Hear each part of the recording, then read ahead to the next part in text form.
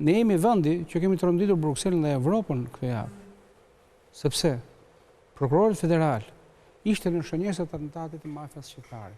Kanë paguar 1 milion euro për të vrarë prokurorin belg dhe ka çështje ku hetohet dhe gjykohet mafja shqiptare në Belgjik më shumë se sa në strukturën e posaçme.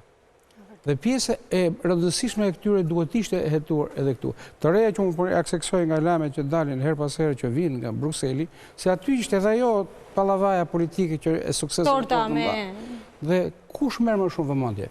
Krimi shqiptar që ka mbështetje politike dhe pushtetin në Shqipëri që do vras prokurori federal, apo kjo kapitulli sër kapitulli këto pozita. Nuk të duki lumtur Rama atje në Bruksel? Rama ishte blozë.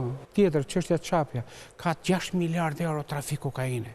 E kuptoni që ne po flasim për shifra, vetëm 3 çështje që kalojnë në buxhetin e shtetit? Pra, këto miliarda euro që janë mes Brukselit dhe vizita e 2 ministrave belg në Tiranë, që qëndruan një javë mes Prishtinës dhe Tiranës, dhe kanë sjellë të dhëna të shumta dhe kërkesa të shumta për angazhimin e grupeve të përbashkëta hetimore për ndihmë juridike